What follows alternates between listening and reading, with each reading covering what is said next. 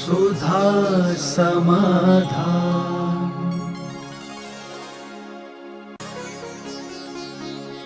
नमोस्तु गुरुदेव, आपने एक बार भाव को तत्व कहा था, इसका क्या तात्पर्य है? भाव जो है, भाव का अर्थ होता है उसकी अर्थ क्रिया। तत्व का अर्थ होता है प्रयोजन, तत्व का अर्थ होता है नेचर, तत्व का अर्थ होता है उपयोगिता, तत्व का अर्थ होता है परिणमन।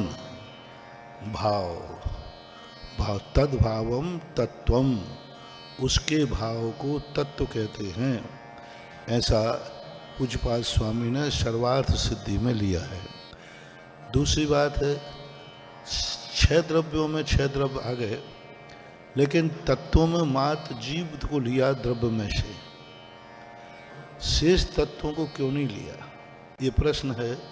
तो उन्होंने अजीब तत्व में गर्भित कर लिया।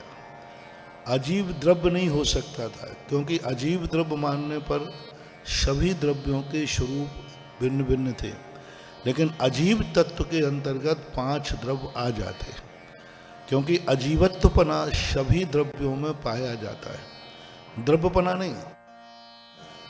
सभी द्रव्य जो हैं तत्व की अपेक्षा अजीब हैं, लेकिन द्रव्य की अपेक्षा, स्वयं सत्ता की अपेक्षा से भिन्न है। जैसे ये सभा मनुष्यों की अपेक्षा से मनुष्यों की है, लेकिन प्रत्येक मनुष्य की सत्ता अलग अलग है, प्रत्येक मनुष्य का अस्तित्व अलग अलग है, लेकिन सामान्य सभी मनुष्य हैं।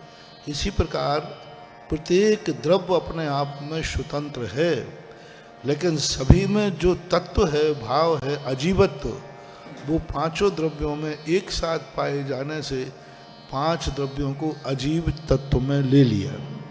बाकी जो शेष तत्व हैं वे जीव से संबंध रखते हैं, जीव के परिणामों से संबंध रखते हैं। चूंकि तत्वों की जो व्याख्या है यह मोक्ष मार्ग से संबंध रखती है, द्रव्यों की नहीं।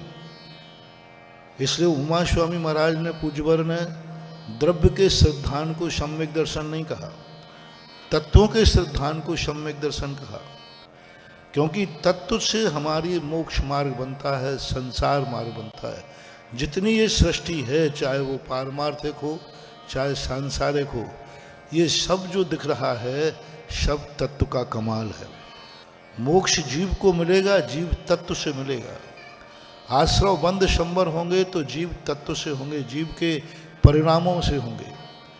इसलिए मोक्ष मार्ग की जब विवक्षा आती है तो तत्वों की मुख्यता हो जाती है, पदार्थ की मुख्यता हो जाती है, द्रव्य गौण हो जाता है। जब सृष्टि के स्वरूप का वर्णन की बात आती है तो तत्व गौण हो जाता है, पदार्थ गौण हो जाता है, द्रव्य की मुख्यता होती है। ये सारी सृष्टि जब समझेंगे तो हमें द्रव्य को समझना पड़ेगा। द्रव्यों को समझने बिना हम सृष्टि को नहीं समझ सकते, लेकिन इस सृष्टि का स्वरूप जब हम समझेंगे तो द्रव्यों से समझ में नहीं आएगा, तत्व के समझ में आएगा। कौन है जो सुखी कर रहा है, कौन है जो दुखी कर रहा है, द्रव्य से ये व्याख्या नहीं हो पाएगी। कौन द्रव्य हमें दुखी कर रहा है, कौन सुखी कर रहा है, कौन अमीर कर रहा है, कौन गरीब कर रहा है, कौन नरक भेज रहा है, कौन स्वर्ग भेज रहा है, कौन मोक्ष भेज रहा है, ये सब द्रव्यों के समझने से नहीं समझ में आएगा। ये सारा जो रहस्यमय परिणमन हो रहा है, इसका निर्णय हमें तत्वों से करना पड़ेगा। आश्रव बंद तत्व से हम करेंगे कि हमें ये सुख दुख देने वाला आश्रव और बंद तत्व है। जब हम परमार्थ की तरफ जाएंगे तो संवर, निर्जरा, मोक्ष से हम समझेंगे कि परमार्थ इन 3 तत्वों के आश्रित है। तो इस अपेक्षा से तत्वों की मुख्यता समझना चाहिए। ऐसा। नमोस्तु गुरुदेव, एक भवतारी की आयु किस जीवों को मिलती है? नियत नहीं है, एक भव में मोक्ष जाने वालों का काल नियत नहीं है, ऐसा पूज्यवर अकलंग स्वामी महाराज ने राजवार्तिक में कहा है। कभी भी व्यक्ति अपनी आयु पूरी करके 8 वर्ष अंतर मुहूर्त के बाद कोई भी व्यक्ति कभी भी मोक्ष जा सकता है।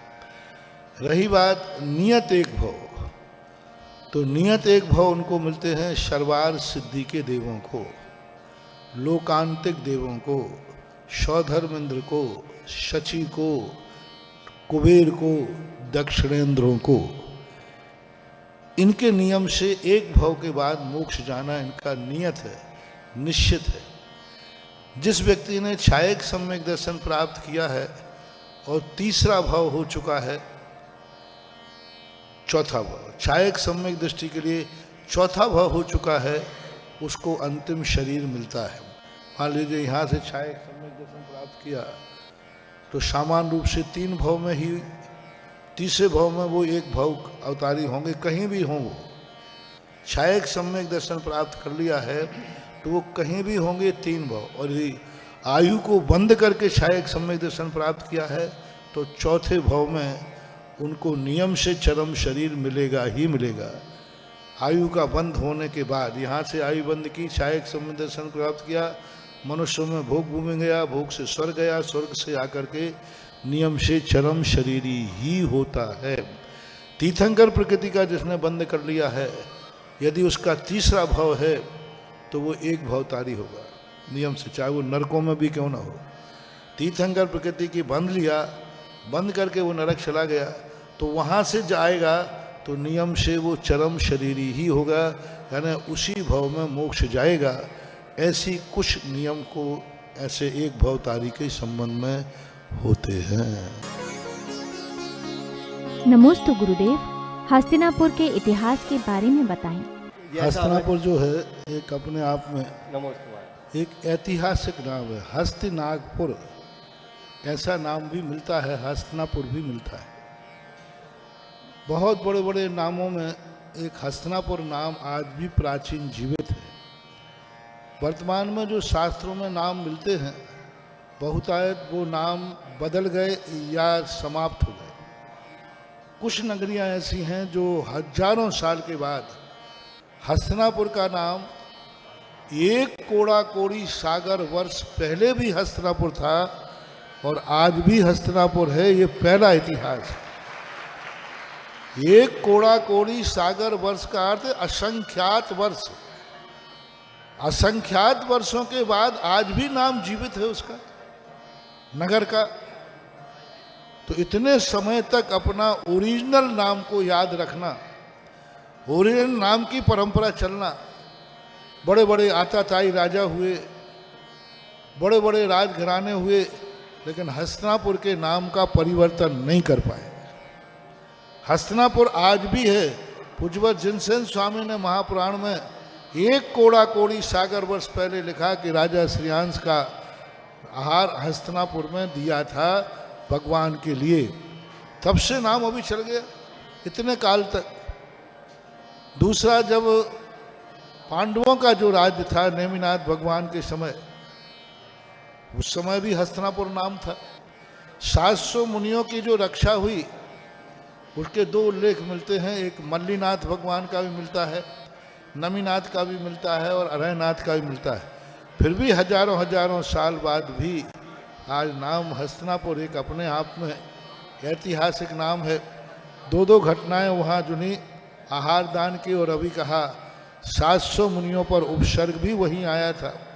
विष्णु कुमार महाराज ने विक्रिया भी वहीं की थी और रक्षाबंधन जैसा पर्व का शुरुआत भी हस्तिनापुर से ही हुआ था। समय समय पर इस पर काफ़ी दिनों तक हम प्रवचन देते हैं, उस समय अभी संक्षेप में इतना है। नमोस्तु गुरुदेव, किसी का भरोसा ना टूटे इसके लिए हमें क्या सावधानी रखनी चाहिए? पहले तो स्वयं अपने ऊपर विश्वास करना चाहिए कि मैं सही हूँ। दूसरे के विश्वास टूटने नहीं टूटने से कोई फर्क नहीं पड़ता।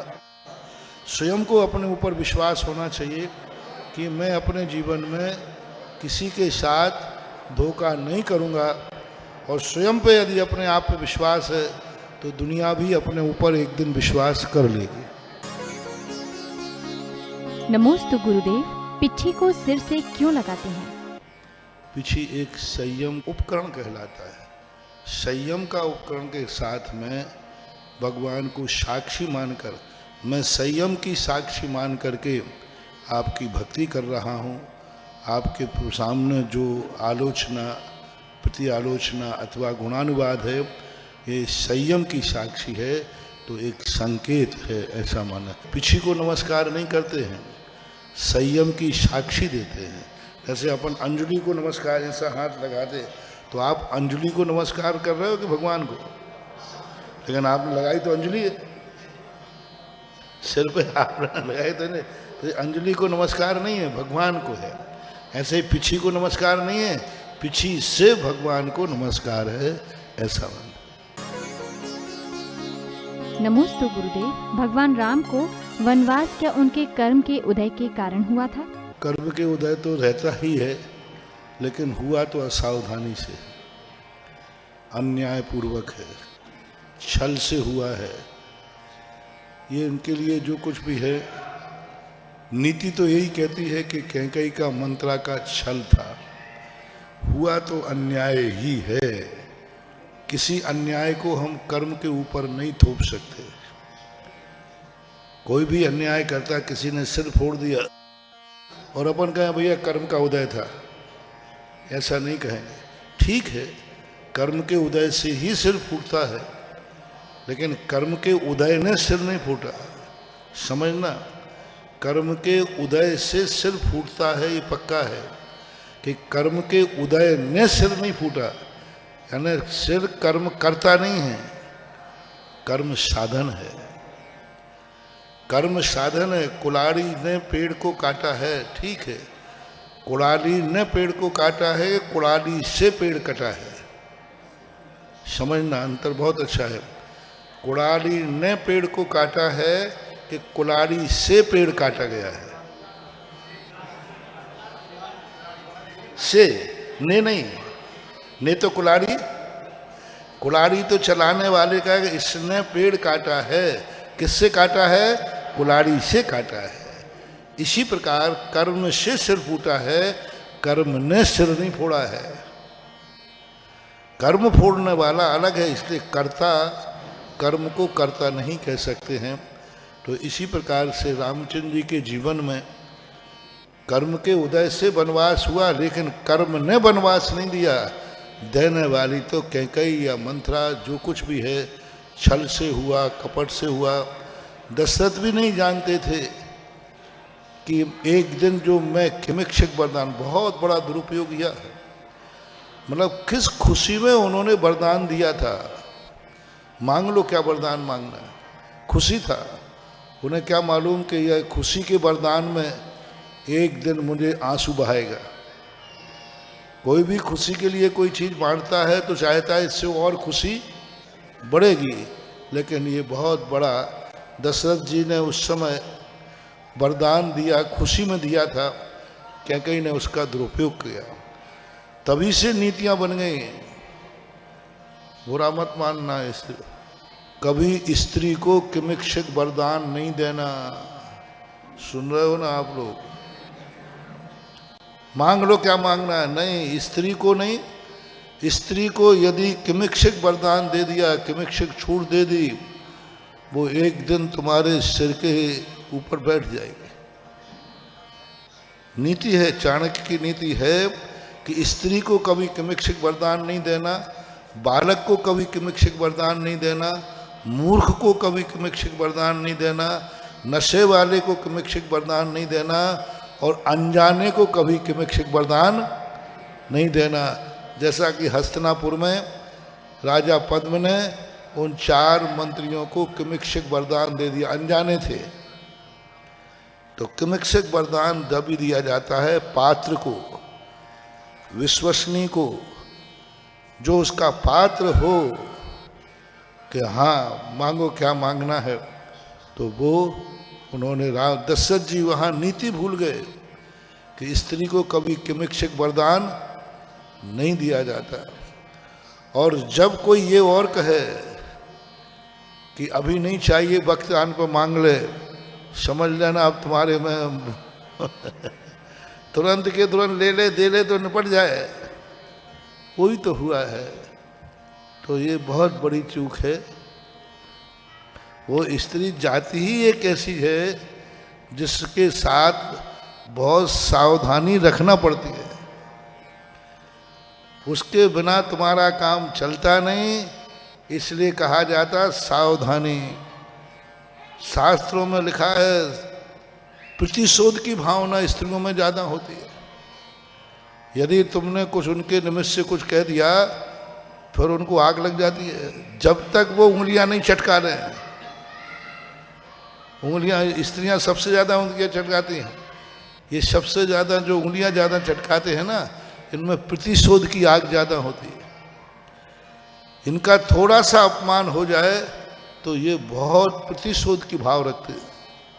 सभी स्त्रियों में, मनुष्यों में नहीं, त्रियंशिणियों में भी, देवियों में भी ये उनका स्वाभाविक है।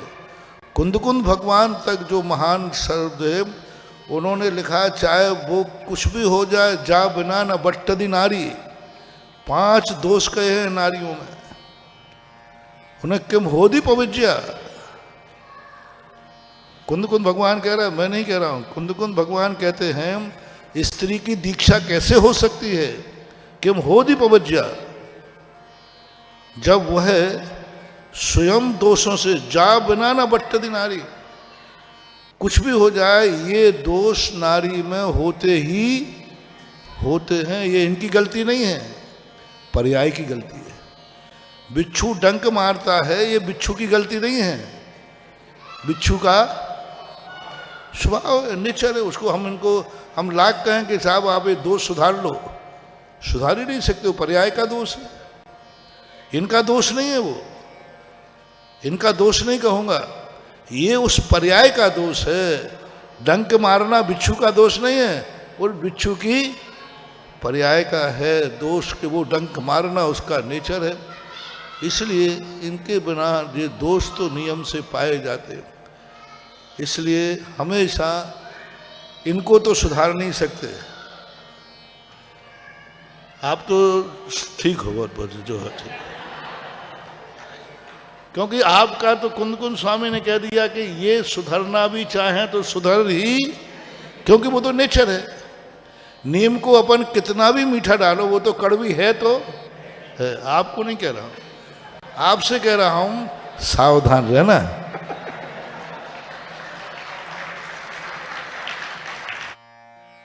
कैकई से नहीं कह रहा हूं मैं, कैकई से कुछ नहीं कहूंगा, कैकई तो कैकई रहेगी। मैं तो 10 से कह रहा हूं थोड़ा सावधानी से वरदान देते। सोचते इतने बड़े राजा हो गए कि स्त्री को कभी किमिक्षिक वरदान नहीं दिया जाता, इतनी खुशी में ये क्यों भूल गए। तो अब दशरथ भी दोषी हैं, लेकिन नीति तो यही कहती है कि सबसे बड़ा दोष मंथरा का है, उसके बाद कैकई का है, और उसके बाद फिर जो हुए हैं वो तो सब भगवान। कर्म को ही मत थोपो, कर्म करण हो सकता है, कर्म कर्ता नहीं हो सकता। और इसका नाम कर्म भी है। संस्कृत में कर्म को के अर्थ में आता है, कर्ता के अर्थ में नहीं आता। सुधा समाधान।